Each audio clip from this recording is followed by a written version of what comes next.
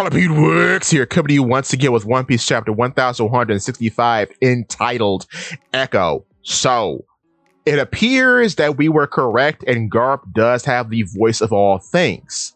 As he asks Roger, can he hear that? And Roger says, yeah, and it's actually Zebek crying out under the effects of Dami Reversi. Dami Reversi does seem to be more akin to the effects of the Shadow Fruit, as it does have some mind control capabilities and it does transform people. These effects are a bit separated with the Shadow Fruit, as it only controls corpses possessed by a shadow turned into zombies, and it only transforms the user and other people after they've taken in shadows, and more, I guess you could say, absurd transformations happen depending on how many shadows either one takes in. Because, of course, after 100, Luffy turns blue and becomes Nightmare Luffy. And after taking in 1,000, Gecko Moria turns into a big gecko-like shadow monster. So, I don't know. It makes sense because it has been said that mythical Zoans are Zoans with the powers of Paramecia. So, this does light up, bruh. It does. But continuing, the fight commences, and Zebek is able to split the sky while possessed when using his Conqueror's Haki. This has only occurred through Conqueror's Haki clashes before, so yeah, Zebek is at the top of the verse, good lord. That is incredible. But yeah, the Rocks Pirates are disbanding. This leads us into a conversation between Kaido and Big Mom, in which Big Mom says, you're going to pay me back as you are in a lifelong debt to me because I was the one who gave you your ability, essentially. What's so interesting about this is that a member on my Discord, Minnie, who's also a mod on my Discord, the Digital Burrow, said to me that there is a theory he has about Big Mom using Kaido in order to get out of the volcano. And I apologize for not reciting the theory verbatim, but it's along those lines. And I think that's a possibility because of the two, I would think it would be Big Mom who gets out of the volcano as opposed to Kaido. But seeing as how Tato Land is still a thing and Big Mom's forces are still governing the archipelago, I'm more inclined to say that Big Mom matters more to the story than Kaido. She just does. It is what it is. But that's when, as everyone's trying to get off the island, Edward Newgate, also known as Whitebeard, is interrupted by a guy named Polo Graham. Now, a little earlier, we saw Silver Axe Kyo being kicked in the face by a guy who looked like Marco. This most likely is Marco's dad, Polo Graham, because now the funny pun is that Marco's name actually would be Polo Marco. And of course, this is based off of the explorer Marco Polo, who lived from 1254 to 1324,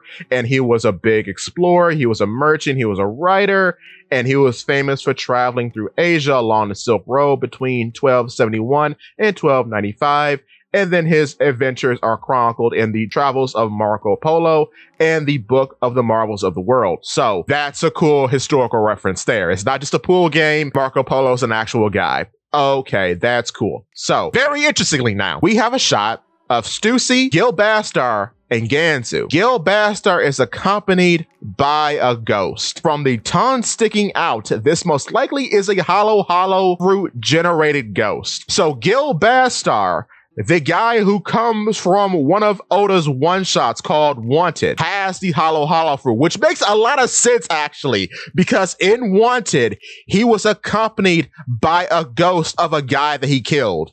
So this is very thematically appropriate, honestly. It's very funny that he was the user of the hollow fruit. We did a video on him a while back. Please go watch it. I'll post it around here, in which he could be a member of another race in which he has retractable arms. And like I said in that video, we know that that's not a devil fruit thing, because the zombie that appears on Thriller Bark, who was said to be Gil Bastar, also has multiple arms. So maybe, again, he's kind of like Stitch and he could just retract and regrow his arms, or maybe they're folded up sometimes. I'm not sure. But in talking about multiple arms, you should use one of your multiple fingers to click that subscription button and turn it gray, and then use your finger to click the little hand called the like button. It'll be very much appreciated. And if you can find it, please give that hype button a click. It, again, is very much appreciated. But to continue. But yeah, he was a previous user of the Hollow Fruit from the looks of it, because we know Ganzu 2 is a zombie on Thriller Bark, and his fruit now belongs to Jim, as it was the Bomb fruit. And of course, we know Buckingham Stussy, the original, is still alive. So that's kind of crazy. But going forward, oh, and also Perona is going to be the thumbnail again, because that's a crazy development. No one's going to notice that. That's such a small thing, bruh. I have to point it out. But anyway, Dragon is showing as to why he becomes the supreme leader of the Revolutionary Army, because it looks like he's gunning down a superior in order for him to let the escapees of God Valley onto their boat, which is cool. I'm glad that Dragon has been so active in this flashback, because he's inactive for the majority of the manga. So this is great. That is when it appears that Emu, while possessing Saturn, gives the call to erase God Valley. We don't know how that is done, but it seems like that's the case. And of course, we know God Valley is in the West Blue. But it goes on to say the records kept by G11 and CP6 concerning the top secret level special mission on God Valley are sparse. The names of the participants of the human hunt were purged. Little is recorded regarding the site of the incident, God Valley.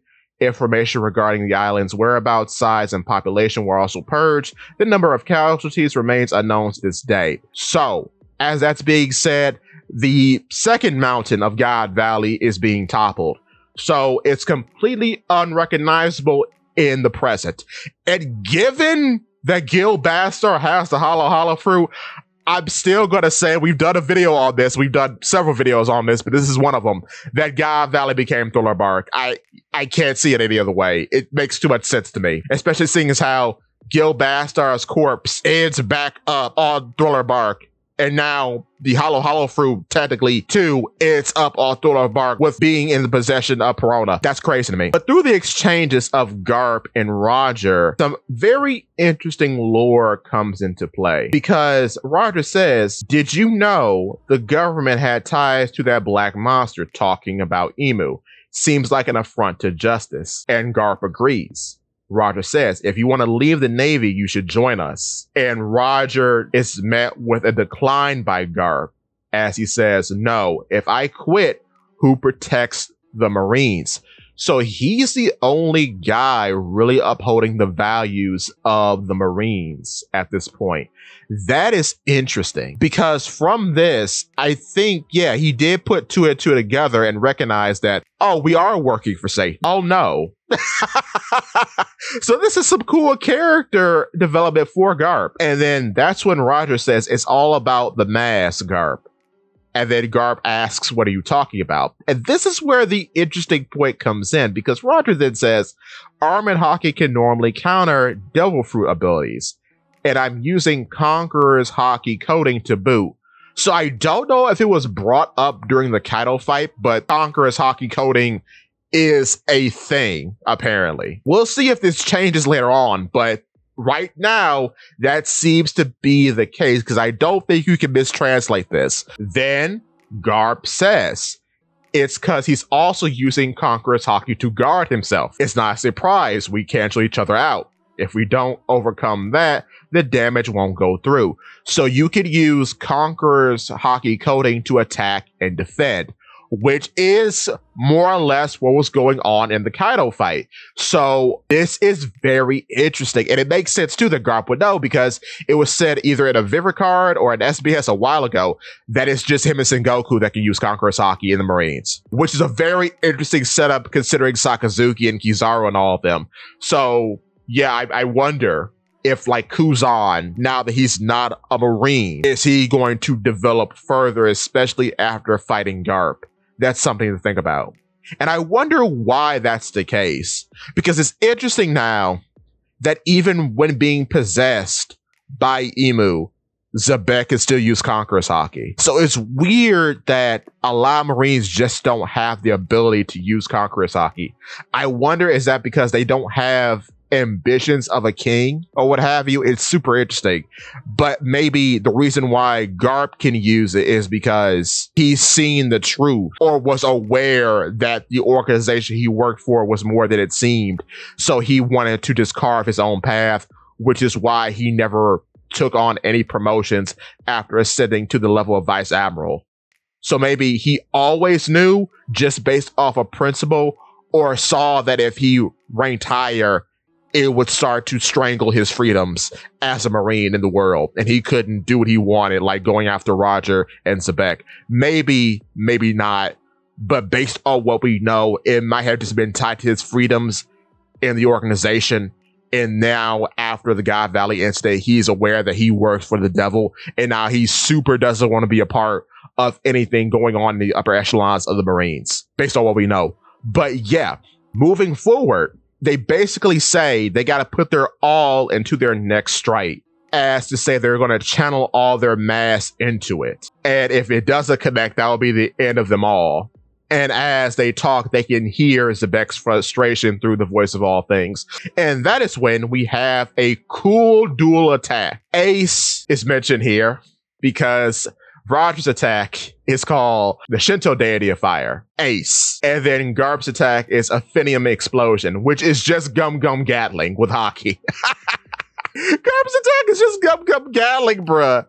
That's crazy. And then they just fill Zebek with holes. And that's the end of it. So yeah, break next week, unfortunately. But this is the end of the Zebek flashback, so we can get back into the present. And it's not really showing that this attack exercises Zebek, but by the way this is written, I guess that's the case. We don't have a definitive answer, which is a little frustrating. But with that being said, that's all I have for you today. Give me your thoughts and tell your friends about Polypede. What's it?